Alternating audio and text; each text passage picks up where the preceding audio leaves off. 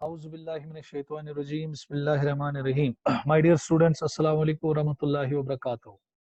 तो चले बेटा, कल के लेक्चर में हमने आपको आज का लेक्चर बेटा क्या मैं बोलूं कि कितना टफ है और क्या मैं बोल सकता हूं कि कितना इंपॉर्टेंट है, क्योंकि आपको आज के लेक्चर में ही पता चलेगा कि कितनी बेटा इस लेक्चर की इंपॉर्टेंस है और कितना टफ लेक्चर ये है। मुझे लगता है कि आपने बायोलॉजी में आज तक इतना टफ लेक्चर बेटा कभी सुना नहीं होगा।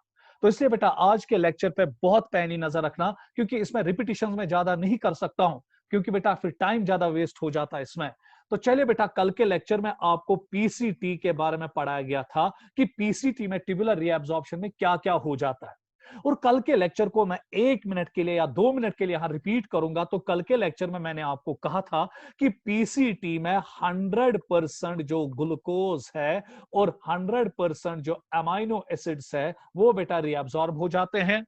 और एक और चीज यहां पे 100% रीअब्सॉर्ब हो जाता है, and that's called as lactic acid. ये लैक्टिक एसिड बेटा हमेशा हमारे ब्लड में नहीं होता है, क्योंकि जब हम बेटा बहुत ज्यादा काम करते हैं, मस्कुलर एक्टिविटी करते हैं, उस टाइम बेटा हमारी मसल्स के अंदर लैक्टिक एसिड बनता है, जिसकी वजह से हमारी मसल्स में पेन भी होती है। उसके बाद ये लैक्टिक एसिड फिर ब्लड के जरिए जाता है, फिर किडनी में आता है, और किडनी को वापस बेटा रीअब्सॉर्ब 100% करते हैं इस लैक्टिक एसिड को। ये मैं इंशाल्लाह आपको मस्कुलर सिस्टम में भी सिखाऊंगा, जहां पर मैं कोरी साइकिल आपको पढ़ाऊंगा।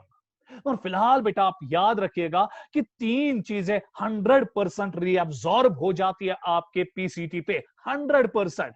That is glucose, amino acids and lactic acid. उसके बाद कल के लेक्चर में मैंने कहा था, ये टेक्स्ट बुक में भी लिखा गया है, 70 to 80% जो इलेक्ट्रोलाइट्स है और वाटर है वो भी बेटा यहीं पे एब्सॉर्ब हो जाता है। और फिर उसके बाद मैंने कहा था कि 90% बाइकार्बोनेट आयंस भी बेटा यहां पे रीअब्सॉर्ब होते हैं। सो आज के बाद अगर आपको कोई कहेगा कि जो पीसीटी है वहां पे क्या क्या रीअब्सॉर्प्शन होती है, 100% glucose, 100% amino acids, 100% lactic acid, 70 to 80% electrolytes and water and 90% bicarbonate ions यहां पर बेटा रीअब्सॉर्ब होते हैं, जो मैंने कल के लेक्चर में आपको बोला था। उसके बाद बेटा मैंने कहा था कि यहां पे रीअब्सॉर्प्शन जो है वो दो मैकेनिज्म्स के जरिए होगी। One is called as active transport which requires energy, and another is called as passive transport जिसमें बेटा कोई एनर्जी नहीं लगती है। उसके बाद फिर मैंने कहा था कि जो एक्टिव ट्रांसपोर्ट है जहां पे एनर्जी लगते हैं इन द फॉर्म ऑफ एटीपी, और पैसिव ट्रांसपोर्ट में कोई एनर्जी नहीं लगती है। जो ये एक्टिव ट्रांसपोर्ट होता है ये दो किस्म का होता है, प्राइमरी एक्टिव ट्रांसपोर्ट एंड शाबाश सेकेंडरी एक्टिव ट्रांसपोर्ट। और मैंने कहा था कि प्राइमरी एक्टिव ट्रांसपोर्ट में मोस्टली कौन रीअब्सॉर्ब होता है, सोडियम, और सेकेंडरी बेटा एक्टिव ट्रांसपोर्ट में मोस्टली एब्सॉर्ब होता है ग्लूकोज, अमाइनो एसिड्स, और आज बेटा जोड़ लीजिए आप लैक्टिक एसिड। और उसके बाद बेटा मैंने कहा था कि वाटर जो है वो ज्यादातर पैसिवली एब्सॉर्ब होता है थ्रू ऑस्मोसिस। और उसके बाद बेटा मैंने आपको कल के लेक्चर में कहा था कि जो कैल्शियम है, मैग्नीशियम है, पोटेशियम है, क्लोराइड आयंस है, ये मोस्टली ट्रांसपोर्ट होते हैं थ्रू पैरासेल्यूलर ट्रांसपोर्ट। ये पैरासेल्यूलर ट्रांसपोर्ट क्या है वो हम आज के लेक्चर में देखें।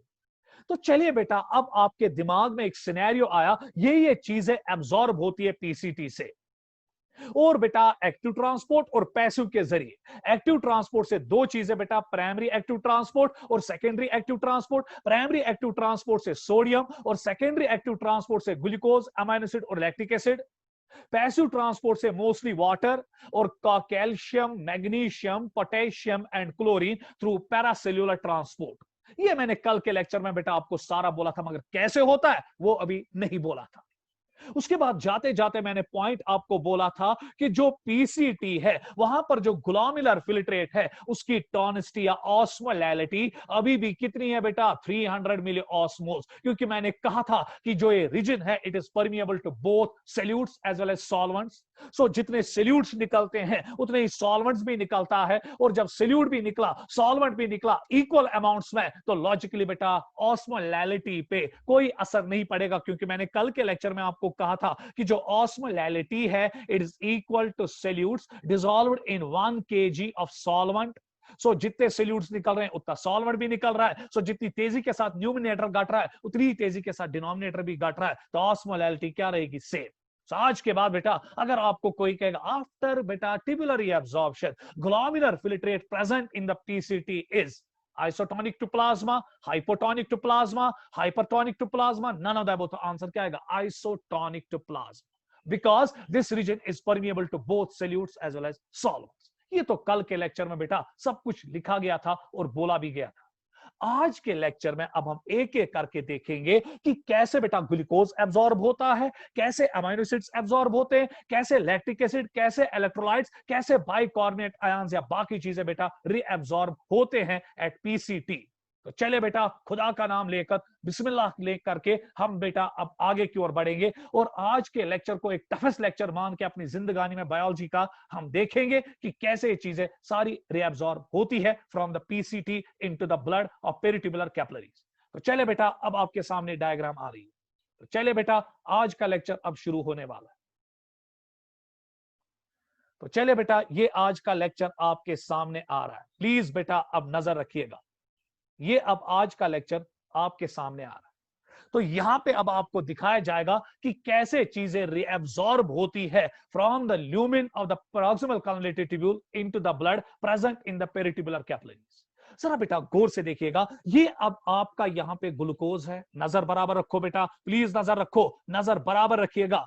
ये अब आपका यहां पे ग्लूकोज है, ये अब आपका यहां अमाइनो एसिड्स है, ये आपका यहां पे लैक्टिक एसिड है, ये आपका यहां पे सोडियम है, ये आपका पोटेशियम है, ये मैग्नीशियम है, ये बेटा क्लोराइड आयंस है, ये बाइकार्बोनेट आयंस है, ये वाटर है, जिसको बेटा अब रीअब्सॉर्ब होके जाना है फ्रॉम द ग्लोमेरुलर फिल्ट्रेट। पहले ये जाएगा into the cells of peritubular बेटा, into the cells of the proximal convoluted tubule, फिर प्रॉक्सिमल कन्वोल्यूटेड ट्यूब्यूल से बेटा ये जाएगा into the blood circulation present in the peritubular capillaries. क्योंकि आपको पढ़ाया गया है, अगर मैं यहाँ पे बोमेंस कैप्सूल बनाऊंगा, ये बेटा यहाँ पे आपका पीसीटी है, इस पीसीटी के इर्द गिर्द बेटा आपको पता है ये बेटा एफरेंट आर्ट्रियोल है, ये ग्लोमेरुलर कैपिलरीज है, ये इफरेंट आर्ट्रियोल है। इस इफरेंट आर्ट्रियोल से क्या उठती है बेटा? पेरिट्यूबुलर कैपिलरीज, जो सराउंड किसको करती है बेटा? पीसीटी को।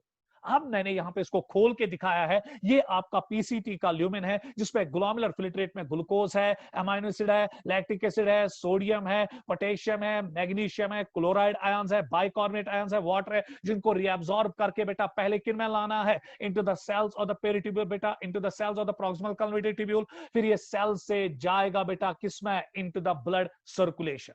तो चले बेटा अब हम देखेंगे ये सब कुछ कैसे होता है। पहले ग्लूकोज का स्टडी करेंगे, अमाइनो एसिड्स का स्टडी करेंगे, लैक्टिक एसिड्स का, एक एक करके हम इसको स्टडी करते जाएंगे। तो नजर बेटा अब यहां पे बराबर, प्लीज बेटा नजर बराबर यहां पे अब रखिएगा। तो चले बेटा अब शुरू होगा, गौर से बेटा अच्छी तरह से यहां देखिएगा। होता क्या है कि ये बेटा यहां पे पेरिट्यूबुलर कैपिलरी बेटा, ये आपके प्रॉक्सिमल कन्वोल्यूटेड ट्यूब्यूल्स के सेल्स है, दीज आर द सेल्स। ये इन पे यहां पे बेटा है माइक्रोविलाई, और ये है यहां पे ग्लोमेरुलर फिल्ट्रेट, है कि नहीं बेटा? अब जरा गौर से देखिएगा, ये यहां पर इसमें ब्लड चल रहा है, ये है आपकी पेरिट्यूबुलर कैपिलरीज। अब होता क्या है कि जो आपकी बेटा ये सेल्स होती है, ये कंटिन्यूअसली क्या करते हैं? ये 3 सोडियम आयंस को बाहर फेंकते हैं, और इसके एवज में बेटा शाबाश बेटा 2 पोटेशियम आयंस को अंदर लाते हैं। इसको हम सोडियम पोटेशियम पंप कहते हैं। सो आज के बाद आप याद रखना, आपकी बॉडी में जितनी भी सेल्स है, अब हम यहां पर बेटा सेल्स, किन सेल्स को पढ़ रहे हैं? 2 cells which are present in the proximal convoluted tubule. और इन सेल्स में कंटिन्यूअसली क्या होता है कि 3 सोडियम्स को बेटा बाहर फेंका जाता है आउटसाइड द सेल, और 2 पोटेशियम्स को आउटसाइड द सेल कहां लाया जाता है? Inside the cell. और इस पंप को हम कहते हैं सोडियम पोटेशियम पंप, और इसके लिए बेटा एनर्जी लगती है इन द फॉर्म ऑफ एटीपी, और ये कंटिन्यूअसली चलता रहता है। अब क्वेश्चन ये उठता है कि सर इसमें क्यों एनर्जी लगती है? गौर से बेटा यहां पर देखिएगा, इनसाइड द सेल सोडियम कम होता है, नजर बराबर रखिएगा, नजर बराबर रखिएगा, और आउटसाइड द सेल सोडियम ज्यादा होता है।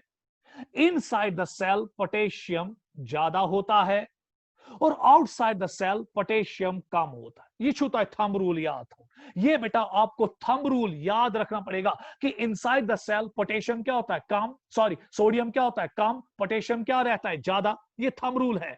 और बेटा आउटसाइड द सेल शब्द बेटा पोटेशियम क्या रहता है? कम, और सोडियम क्या रहता है? ज्यादा।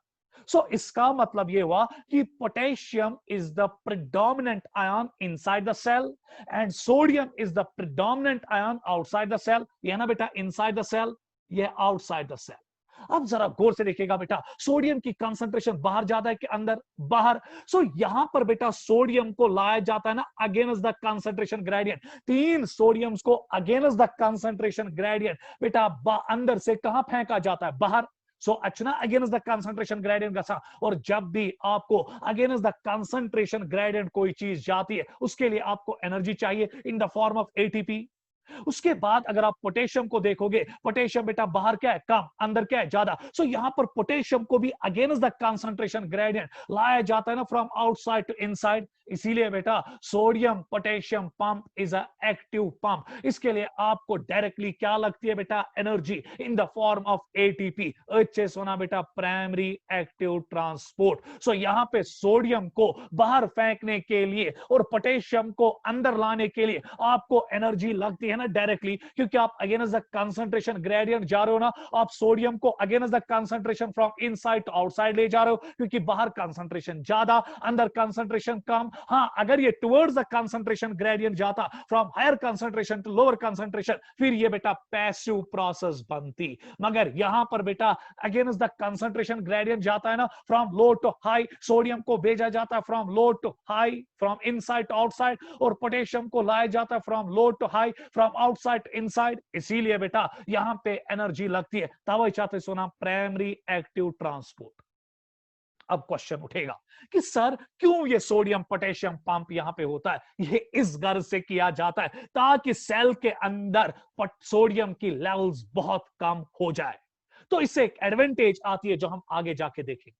सो आज के बाद अगर आपको कोई कहेगा कि क्यों प्रॉक्सिमल कन्वलेटेड ट्यूब्यूल सेल्स में कंटिन्यूअसली सोडियम पोटेशियम पंप लगता है जिसके लिए ढेर सारा एटीपी खर्च होता है, तो गोली की रफ्तार से जवाब देना सर ये इसलिए किया जाता है ताकि प्रॉक्सिमल कन्वलेटेड ट्यूब्यूल्स के सेल्स के अंदर सोडियम की लेवल्स इंतहाई कम हो जाए। तो इसकी वजह से बेटा सोडियम इंतहाई कम हो जाता है। किसके अंदर बेटा? Inside the cells of proximal convoluted tubule. क्योंकि सोडियम जब कंटिन्यूअसली बाहर फेंका जाता है, 3 सोडियम्स बेटा एक पंप में पोटेश सोडियम बाहर फेंके जाते हैं और इसके एवज में खाली 2 पोटेशियम आयंस को अंदर लाया जाता है। तो इसकी वजह से बेटा अंदर जो है, अंदर इनसाइड द सेल जो सोडियम लेवल्स है वो इंतहाई घट जाती है। तो इसका बेटा जल्दी से जल्दी स्क्रीनशॉट लीजिएगा, जल्दी स्क्रीनशॉट लीजिएगा, जल्दी से जल्दी। सोडियम पोटेशियम पंप, और ये प्राइमरी एक्टिव ट्रांसपोर्ट है क्योंकि इसमें डायरेक्टली एनर्जी लगती है सोडियम को बाहर फेंकने में और पोटेशियम को अंदर लाने में अगेंस्ट देयर कंसंट्रेशन ग्रेडियंट्स। जल्दी बेटा इसका स्क्रीनशॉट लीजिएगा क्योंकि मुझे इसको मिटाना है जल्दी। तो चले बेटा मिटा रहा हूं। तो अब देखिए बेटा, अब सिनेरियो ये बना, गौर से यहां पर देखिएगा। अब मैं इसको साइड में ले जाऊंगा। 3 शाबाश सोडियम आयंस को कहां फेंका गया? बाहर। Very good. और इसके एवज में कितने पोटेशियम आयंस को अंदर लाया गया? 2। इसकी वजह से बेटा आपके इनसाइड द सेल्स में, जो इनसाइड द सेल्स है ऑफ प्रॉक्सिमल कन्वलेटेड ट्यूब्यूल, इसमें पोटेशियम इंतहाई कम हो रहा है। अब जरा बेटा देखिए होगा क्या? गोना पोटेशियम कम मगर अतखतर क्यों लज बेटा सेल एनर्जी? क्या ये प्राइमरी एक्टिव ट्रांसपोर्ट है कि सेकेंडरी? प्राइमरी। डायरेक्टली गई ना एनर्जी खर्च। अब जरा बेटा गौर से यहां पर देखिएगा, सोडियम की लेवल्स अब सेल के अंदर क्या होगी? कम। अब बेटा सोडियम चाहेगा ना कि वो इस प्रॉक्सिमल कन्वलेटेड ट्यूब्यूल के ल्यूमिन से, ग्लोमेरुलर फिल्ट्रेट से कहां की ओर जाए? Inside the cell. क्योंकि कंटिन्यूअसली आपका सोडियम जो है वो आपकी सेल्स में कम हो रहा है, और अब इसकी वजह से जो सोडियम है वो कहां आना चाहेगा? From the glomerular filtrate into the cells of the proximal convoluted tubule, और आना की कोशिश करेगा। मगर यहां पर बेटा ये एक चैनल के जरिए अंदर आएगा। ये चैनल यहां पर है, और इसी चैनल के जरिए अब सोडियम कहां आएगा? अंदर। आपको अल्लाह पाक की कसम है, क्या ये पैसिव ट्रांसपोर्ट होगा कि एक्टिव ट्रांसपोर्ट होगा? पैसिव। क्यों? क्योंकि यहां पे बेटा सोडियम की कंसंट्रेशन ज्यादा है ना, यहां पे सोडियम की कंसंट्रेशन अंदर क्या है? कम। सो बेटा अब सोडियम जाएगा ना from higher concentration to lower concentration, और ये ट्रांसपोर्ट जो है ये पैसिव है ना। क्योंकि यहां पे सोडियम बेटा जो ग्लोमेरुलर फिल्ट्रेट में है ज्यादा है, सेल्स के अंदर सोडियम क्या है, कम। ओए सेल्स के अंदर सोडियम क्यों कम हुआ? क्योंकि सेल्स के अंदर सोडियम इसलिए कम हुआ, ये चुना कंटिन्यूसली चला सोडियम पोटेशियम पंप, जो सोडियम को कंटिन्यूसली कहां धकेलता है, बाहर। सो सोडियम बहुत ज्यादा लॉस हो रहा है सेल से और जा रहा है किसमें बेटा, इनटू द शाबाश आउटसाइड द सेल। इसकी वजह से सेल के अंदर सोडियम कम हो रहा है, और जब सोडियम कम हो रहा है तो यहां से ग्लोमेरुलर फिल्ट्रेट से सोडियम बहुत तेजी के साथ कहां जाएगा, अंदर, from higher concentration to lower concentration. मगर लोअर कंसंट्रेशन सेल के अंदर किसने बनाई, सोडियम पोटेशियम पंप, जिसके लिए हमें क्या लगी बेटा, एनर्जी। मगर जब ये सोडियम बेटा अंदर चला जाता है, ये ग्लूकोज को भी अपने साथ अंदर घसीट के ले जाता है, और इस चैनल को हम कहते हैं सोडियम ग्लूकोज को ट्रांसपोर्टर चैनल। नजर रखिएगा बेटा, को ट्रांसपोर्टर क्यों चैनल इसको कहते हैं, क्योंकि आपके पीसीटी में जो सेल्स होती है प्रॉक्सिमल कन्वर्टेड ट्यूब्यूल में, उसमें ढेर सारी चैनल होती है, और पहली चैनल जो हम अब डिस्कस कर रहे हैं दैट्स कॉल्ड सोडियम ग्लूकोज शाबाश को ट्रांसपोर्टर चैनल।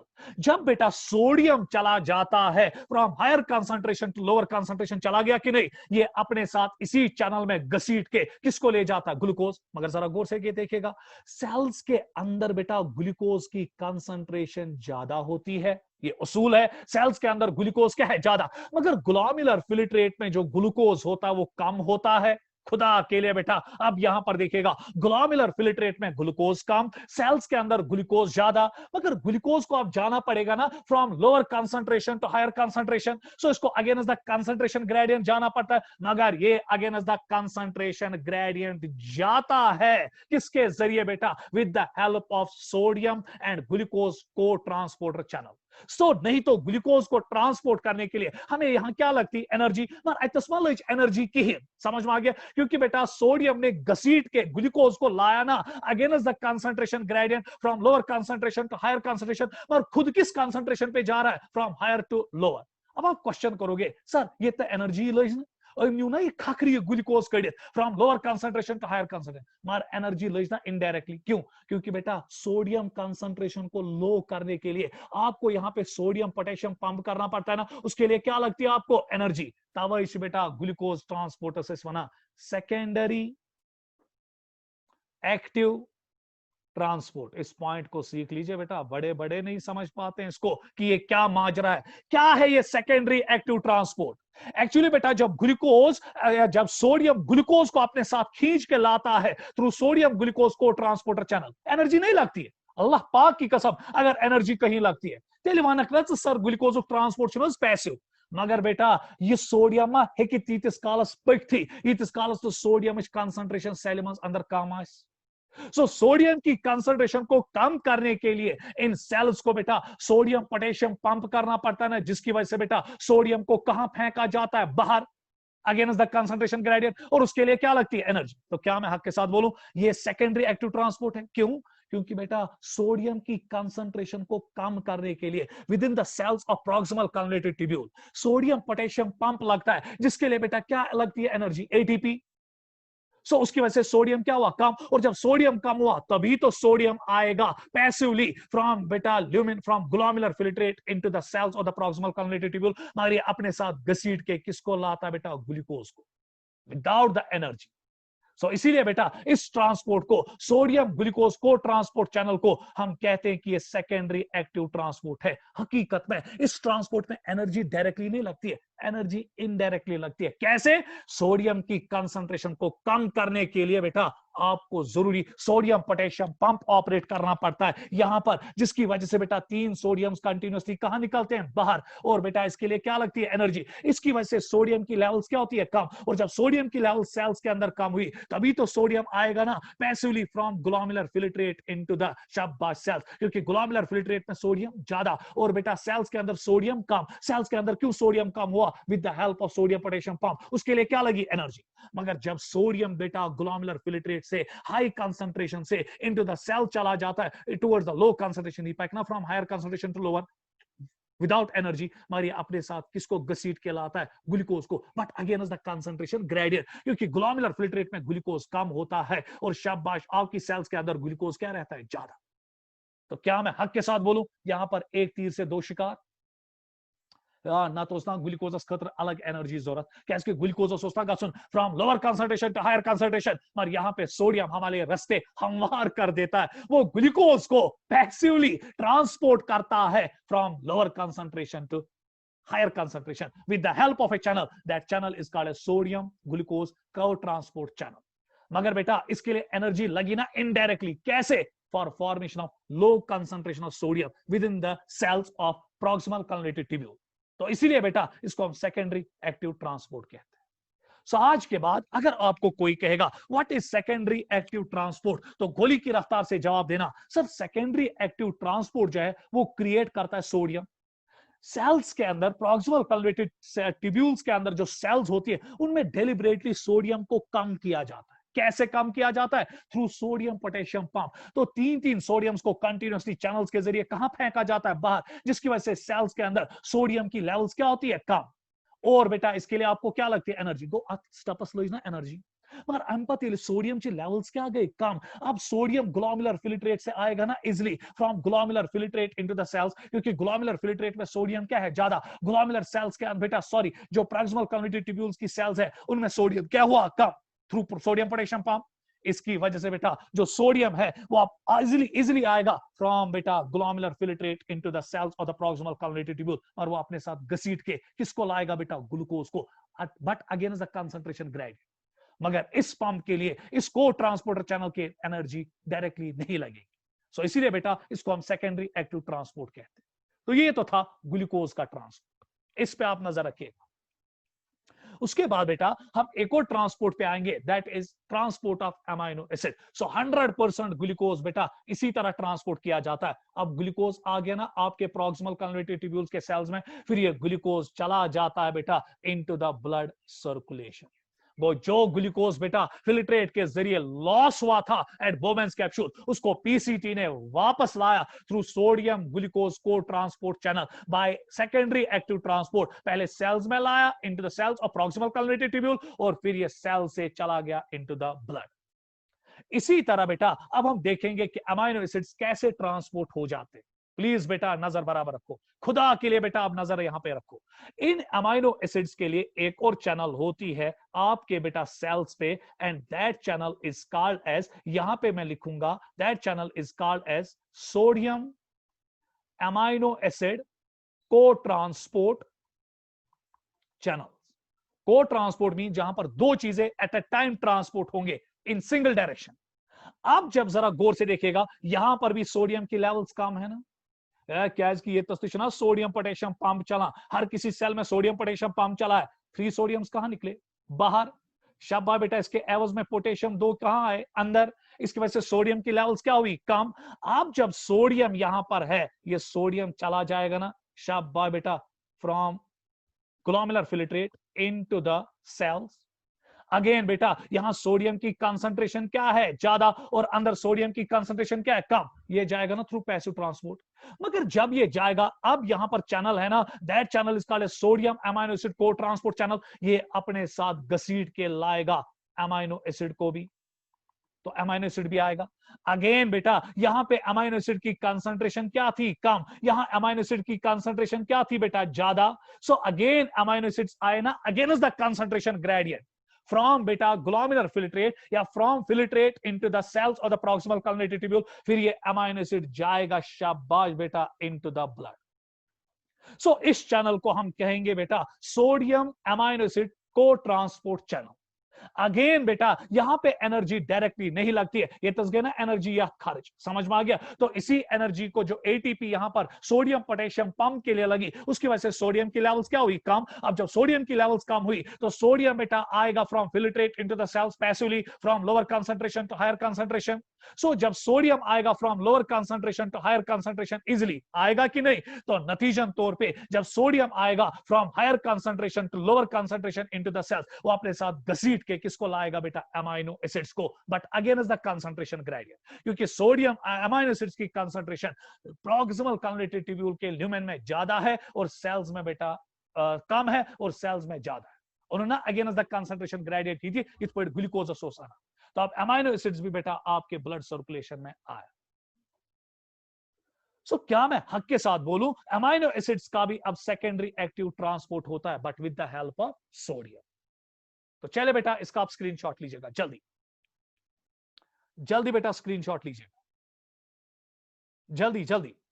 इसी तरह बेटा एक और चीज यहां पे रीअब्सॉर्ब होगा 100%, ग्लूकोज भी 100% रीअब्सॉर्ब हुआ और अमाइनो एसिड्स भी 100% रीअब्सॉर्ब हुए। ग्लूकोज रीअब्सॉर्ब हुआ through sodium glucose cotransport channel, और बेटा जो आपके अमाइनो एसिड्स है वो ट्रांसपोर्ट हो गए सोडियम अमाइनो एसिड ट्रांसपोर्ट को ट्रांसपोर्ट चैनल। क्या बेटा सोडियम और अमाइनो एसिड और ग्लूकोज को ट्रांसपोर्ट करने के लिए एनर्जी लगी ना? डायरेक्टली नहीं, मगर सोडियम पोटेशियम पंप को बनाने के लिए एनर्जी लगी, तवई ट्रांसपोर्टर्स बना सेकेंडरी एक्टिव ट्रांसपोर्ट। उसके बाद बेटा इसका आप स्क्रीनशॉट जल्दी लीजिएगा, क्योंकि मुझे नए डायग्राम पे आना है, जल्दी जल्दी मैं क्लियर कर रहा हूं इसको। तो चले बेटा अब अगला हमने ग्लूकोज को ट्रांसपोर्ट किया, जरा गौर से देखिएगा, ये ग्लूकोज आया आपके ब्लड में, ये अमाइनो एसिड आपके ब्लड में आया। अब यहां पर बेटा एक और चीज है, दैट इज लैक्टिक एसिड। पूछता हूं मैं बेटा लैक्टिक एसिड किस पर ट्रांसफर, एक और चैनल यहां पर होती है, and that channel is called as sodium lactic acid cotransport channel. Channels पे नजर रखो बेटा, चैनल्स पे नजर रखो, तूफानी लेक्चर है। अब यहां पर और शाबाश बेटा, आपको पता है 3 सोडियम कहां निकलेंगे बाहर, फिर वही कहानी, और 2 पोटेशियम्स कहां लाए जाएंगे अंदर। इसके लिए क्या लगेगा बेटा? एटीपी। इसकी वजह से शाबाश inside the cells of proximal convertible tubule sodium क्या होगा? कम। और जब सोडियम कम होगा, बाहर सोडियम की कंसंट्रेशन क्या है बेटा? ज्यादा। ग्लोमेरुलर फिल्ट्रेट में सोडियम अब आएगा ना फ्रॉम लोअर कंसंट्रेशन टू, या sorry from higher concentration to lower concentration. अब सोडियम अंदर आ रहा है, मगर जब सोडियम अंदर आएगा वो अपने साथ घसीट के बेटा लैक्टिक एसिड को भी लाता है। तो ये लैक्टिक एसिड बेटा अब अंदर आ रहा है, मगर लैक्टिक एसिड की जो कंसंट्रेशन है वो बेटा बाहर कम है और अंदर क्या है? ज्यादा। So on lactic acid against the concentration gradient, पर किसने इसको अगेंस्ट द कंसंट्रेशन ग्रेडियंट लाया? Without the energy, that is sodium lactic acid cotransport channel.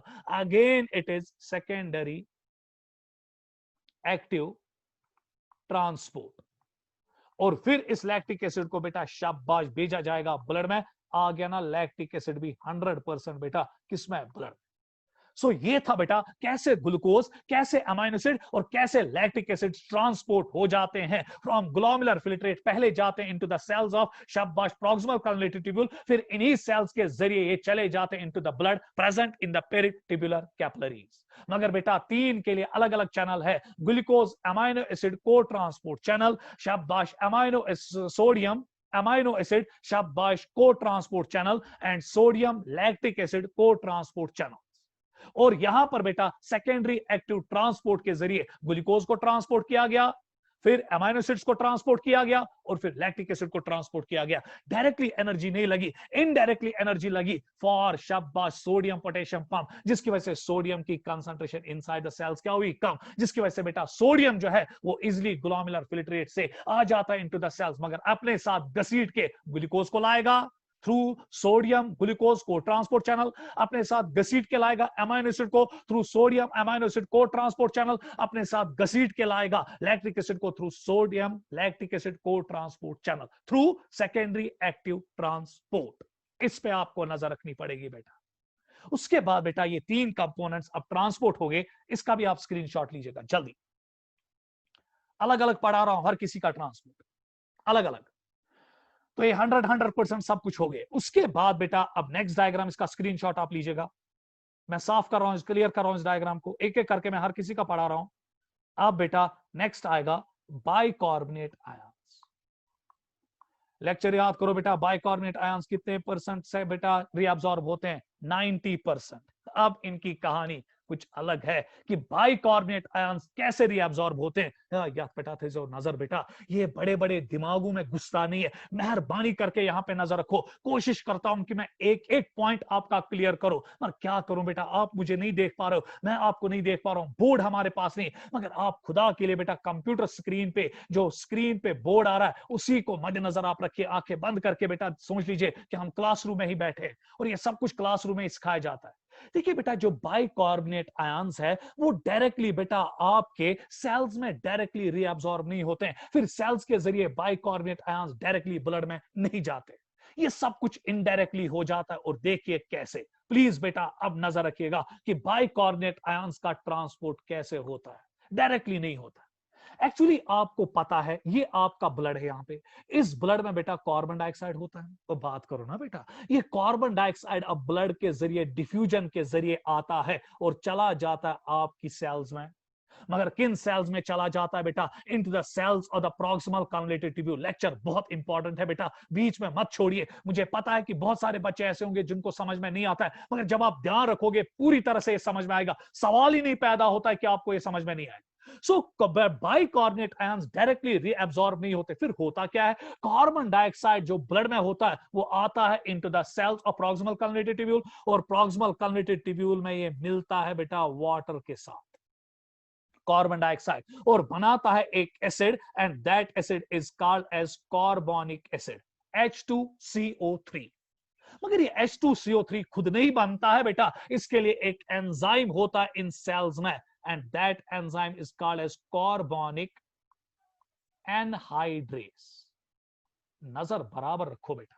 सो अल्लाह पाक ने बेटा हमारी प्रॉक्सिमल कन्वोल्यूटेड ट्यूब्यूल में एक खास किस्म का एंजाइम रखा होता है, and that's called as carbonic anhydrase, जो बेटा अब इस कार्बन और कार्बन डाइऑक्साइड और वाटर को, मगर कार्बन डाइऑक्साइड कहां से आया बेटा? ब्लड से, कन्वर्ट कर देता है, वाटर के साथ मिलाता है और बनाता है कार्बोनिक एसिड।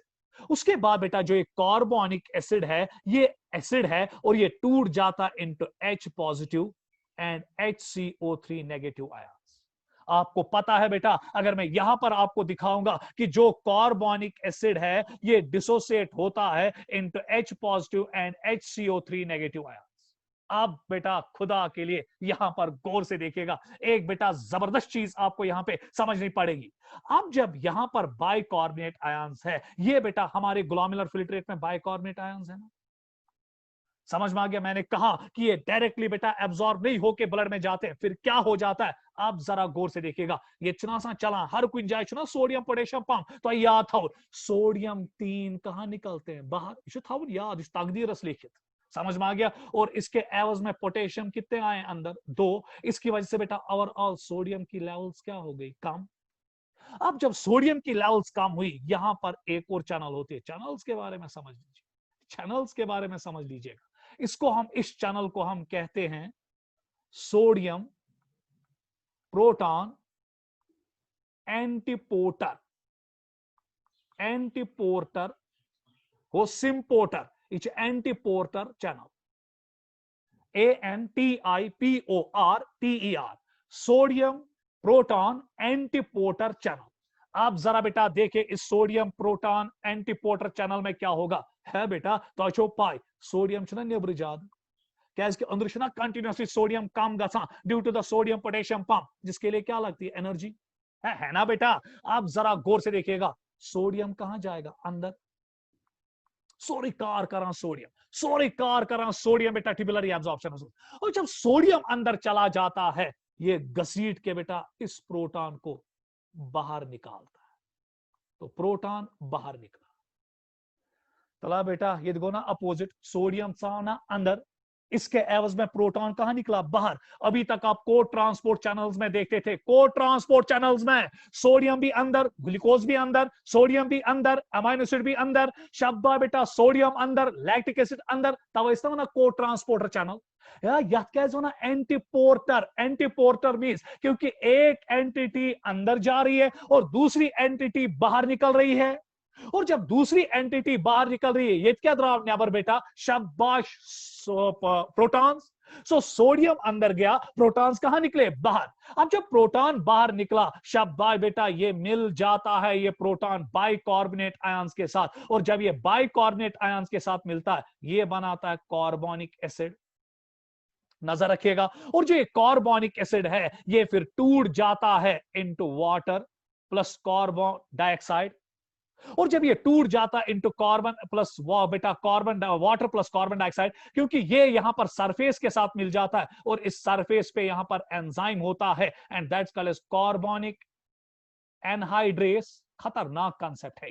सो ये कार्बोनिक एनहाइड्रेस इस कार्बोनिक एसिड को तोड़ देता है into water and carbon dioxide, जो यूरिन से फिर कहां निकलता है? बाहर। अब बेटा यहां पर बचाना ये कार्बोनिक एसिड, एक बाइकार्बोनेट आयंस, ये बाइकार्बोनेट आयंस अब जाते हैं बेटा किसमें? ब्लड में। सो ये बाइकार्बोनेट आयंस अब ब्लड में गए। So that clearly indicates कि बाइकार्बोनेट आयंस ग्लोमेरुलर फिल्ट्रेट के नहीं जाते हैं from शाबाश बेटा glomerular filtrate into the cells and from cells into the शाबाश पेरिट्यूबुलर कैपिलरीज। ना बेटा, एक्चुअली जो कार्बन डाइऑक्साइड बेटा ब्लड से आता है उसको वाटर के साथ मिलाया जाता है in presence of an enzyme that's called as carbonic anhydrase. क्योंकि कार्बोनिक एनहाइड्रेस दो जगह होता है पेरिट्यूबुलर कैपिलरीज में, एक तो उनके साइटोप्लाज्म पे और दूसरा उनके प्लाज्मा मेम्ब्रेन पे, जो आप यहां पर देख रहे हो।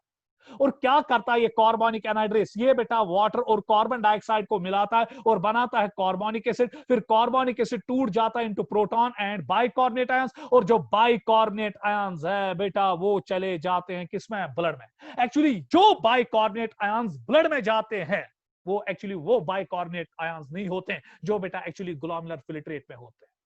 तो फिर क्या उन बाइकार्बोनेट आयंस के साथ किया जाता है? जो प्रोटॉन बेटा यहां पर बना, वो प्रोटॉन बेटा अब सोडियम प्रोटॉन एंटीपोटर चैनल के जरिए शाबाश बाहर फेंका जाता है, और वो प्रोटॉन बेटा बाइकार्बोनेट आयंस के साथ मिलता है और बनाता है कार्बोनिक एसिड। फिर कार्बोनिक एसिड मिलता है जो सरफेस पे बेटा पीसीटी के सेल्स पे एंजाइम होता है, कार्बोनिक एनहाइड्रेस उसको तोड़ देता है into water and carbon dioxide, और फिर ये water and carbon dioxide urine से कहां निकलता है? बाहर।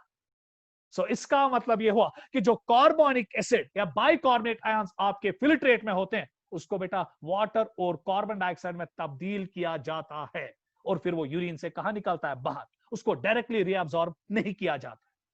कैसे बेटा इन बाइकार्बोनेट आयंस को शब्द बेटा वाटर और कार्बन डाइऑक्साइड में तब्दील किया जाता है? With the help of protons. और ये प्रोटॉन्स कहां से निकलते हैं बेटा? From the proximal converted tubule cells into the बेटा lumen of the proximal converted tubule, और वहां पर ये बाइकार्बोनेट आयंस के साथ मिलते हैं और आगे जाके बेटा कार्बोनिक एसिड बनाते हैं। फिर कार्बोनिक एसिड पे कार्बोनिक एनहाइड्रेट जो बेटा surface of proximal converted tubule cells पे होता है और कन्वर्ट किया जाता है वाटर और कार्बन डाइऑक्साइड, और फिर इसको यूरिन से कहां दफा किया जाता है? बाहर। तो इस पे बेटा आपको नजर रखनी पड़ेगी। सो when it comes which होता है सुअर चैनल, पहला सोडियम ग्लूकोज को ट्रांसपोर्टर, उसके बाद सोडियम अमीनो एसिड को ट्रांसपोर्टर, सोडियम लैक्टिक एसिड को ट्रांसपोर्टर, और बेटा अभी अभी आपने देखा सोडियम प्रोटॉन एंटीपोर्टल ट्रांसपोर्ट चैनल। तो एंटीपोर्ट क्यों? क्योंकि इसमें सोडियम अंदर जाता है और प्रोटॉन कहां निकलता है? बाहर। तो ये था बेटा कैसे बाइकार्बोनेट आयंस जो है वो ट्रांसपोर्ट हो जाते हैं। वो डायरेक्टली ट्रांसपोर्ट नहीं होते हैं। एक्चुअली बेटा जो कार्बन डाइऑक्साइड होता है ब्लड में, उसी कार्बन डाइऑक्साइड से बाइकार्बोनेट आयंस बनाए जाते हैं, और उन बाइकार्बोनेट आयंस को सेल से ही किसमें वापस भेजा जाता है? ब्लड में। सो गो नहीं कंपनसेट बाइकार्बोनेट आयंस, और कितना परसेंट इसकी वजह से चला जाता है? 90%। तो चले बेटा उसके बाद हम आगे की ओर बढ़े। इसका आप स्क्रीनशॉट जल्दी लीजिएगा, जल्दी, बहुत टफ है, जल्दी लीजिएगा बेटा, बहुत टफ है ये, जल्दी लीजिएगा इसकी स्क्रीनशॉट। तो चले बेटा आगे बढ़ेंगे। उसके बाद बेटा अब जब हम आगे की ओर बढ़ेंगे, अब हम देखेंगे कि कैसे बेटा अब कैल्शियम, मैग्नीशियम, शाबाश, मैग्नीशियम, पोटेशियम और क्लोरीन ट्रांसपोर्ट होता है। सर बेटा गौर से देखिएगा, ये एक सेल है ना और ये दूसरी सेल है ना, इस सेल के बीच में जो गैप है इसको हम कहते हैं पैरा सेल्यूलर स्पेस। इसी पैरासेल्युलर स्पेस के जरिए बेटा शाबाश अब कैल्शियम, मैग्नीशियम, पोटेशियम और क्लोरीन मोस्टली ट्रांसपोर्ट होता है, मोस्टली, और चला जाता है ब्लड में। Calcium, magnesium, potassium and chlorine. So mostly बेटा कैल्शियम, मैग्नीशियम, पोटेशियम और क्लोरीन जो है वो ट्रांसपोर्ट होता है from the lumen of the proximal converted tubule into the blood. इसके लिए बेटा कोई एनर्जी नहीं लगेगी। क्यों नहीं कोई एनर्जी लगेगी? कैसे बेटा इसमें जो प्लाज्मा मेम्ब्रेन मज पका अथवा का चैनल थे इस सेल्स के स्पेसो मज पका, समझ में आ गया? इसीलिए बेटा इसको हम कहते हैं पैरा सेल्यूलर ट्रांसपोर्ट। क्लियर? मगर बेटा क्लोरीन का कुछ हिस्सा जो है वो एक और पंप से चलता है, एक और चैनल होती है, दैट्स कॉल्ड सोडियम क्लोरीन को ट्रांसपोर्ट चैनल। सो क्लोरीन दो तरीकों से ट्रांसपोर्ट होता है, एक तो पैरासेल्युलर ट्रांसपोर्ट और कुछ क्लोरीन सोडियम क्लोराइड को ट्रांसपोर्ट चैनल के जरिए। को का मतलब दोनों एक साथ ट्रांसपोर्ट होंगे। अगेन बेटा यहां पे नजर, तेरा सोडियम को तो द्राय, शाबाश नेबर, वही कहानी फिर। और दो पोटेशियम कहां आए, अंदर। इसके लिए क्या लगेगा, एटीपी। सोडियम अंदर क्या हो जाएगा, कम। कसम खुदा सोडियम कार करा। अब बेटा सोडियम बाहर ज्यादा है ना, तो सोडियम बेटा अब जाएगा ना from higher concentration to lower concentration, मगर ये अपने साथ घसीट के क्लोरीन को भी लाएगा। और फिर ये बेटा क्लोरीन जाएगा इनटू द शाबाश ब्लड थ्रू पेरिटिबुलर कैपिलरीज। तो दैट मीन्स कि बेटा अब आपने यहां पर देखा कि सोडियम 5 चीजों को ट्रांसपोर्ट कर देता है, 5 चीजों के ट्रांसपोर्ट में मदद करता है। Glucose, amino acid, lactic acid, शाबाश शाबाश, प्रोटॉन्स, मरको प्रोटॉन्स को बेटा एंटीपोर्ट के जरिए, और क्लोराइड आयंस को। सो ये बेटा आपको यहां पे याद रखना पड़ेगा कि कैसे सब कुछ ट्रांसपोर्ट हो जाता है। तो इसका भी आप स्क्रीनशॉट लीजिएगा बेटा, जल्दी जल्दी स्क्रीनशॉट लीजिएगा जल्दी। उसके बाद आगे की ओर हम बढ़ेंगे। इस डायग्राम को मैं और क्लियर कर रहा हूं। अब बेटा हमारे पास यहां पर बचे लिपिड्स। लिपिड्स कैसे ट्रांसपोर्ट होते हैं, और बचा वाटर, वो कैसे ट्रांसपोर्ट होता है। लिपिड्स आर हाईली सॉल्युबल बेटा, क्योंकि आपको पता होनी चाहिए कि जो लिपिड्स होते हैं लाइक डिसॉल्व्स लाइक, जो हमारा बायोलॉजिकल मेम्ब्रेन्स होते हैं, प्लाज्मा मेम्ब्रेन होता है, वो लिपिड्स का बना होता है। इसलिए लिपिड्स बेटा डायरेक्टली एब्जॉर्ब हो जाते हैं फ्रॉम बेटा plasma membrane of these cells, फिर प्लाज्मा मेम्ब्रेन ऑफ दीज बेटा ब्लड सेल्स, और डायरेक्टली चला जाता है बेटा into the blood. So that means कि बेटा इसको ट्रांसपोर्ट करने के लिए कोई चैनल नहीं लगती है। क्यों? क्योंकि lipids are highly soluble in the biological membranes, in the plasma membrane, क्योंकि प्लाज्मा मेम्ब्रेन भी लिपिड्स का बना होता है, और लिपिड खुद लिपिड के बने, लाइक डिसॉल्व लाइक, तो इजिली ट्रांसपोर्ट हो जाता है। अब बेटा वाटर कैसे ट्रांसपोर्ट हो जाता है गसना बेटा तला योर कुन थयु ख्याल, ये सोडियम रीएब्सॉर्ब गसे, ये सोडियम रीएब्सॉर्ब गसे, चाहे ग्लूकोज के जरिए, चाहे अमाइनो एसिड के जरिए, चाहे लैक्टिक एसिड के जरिए, गौर करो, चाहे बेटा शाबाश आपके क्लोराइड आयंस के जरिए। अल्लाह पाक कसम ऑब्लिगेशन है, ये वाटर फॉलोवर है, ये वाटर को अपने साथ घसीट के ले जाएगा, शाबाश, बाय प्रोसेस कॉल्ड ऑस्मोसिस। क्योंकि अंदर बेटा अब सोडियम ज्यादा हो रहा है ना, क्योंकि जब continuously sodium, glucose, amino acid, lactic acid, chloride ions अंदर सेल्स की ओर जा रहे हैं, तो ये अपने साथ वाटर को भी घसीट के लाएगा, और ये वाटर फिर इन सेल्स के जरिए जाएगा into the blood. So that means कि बेटा जितने सैल्यूट्स जाते जाएंगे, शाबाश बेटा वाटर भी उसको फॉलो करेगा, ये ऑब्लिगेटरी फॉलोवर है, तो ये वाटर भी इसको फॉलो करता जाएगा, और ये वाटर बेटा पहुंच जाएगा किसमें, इनटू द पेरिटिबुलर कैपिलरीज।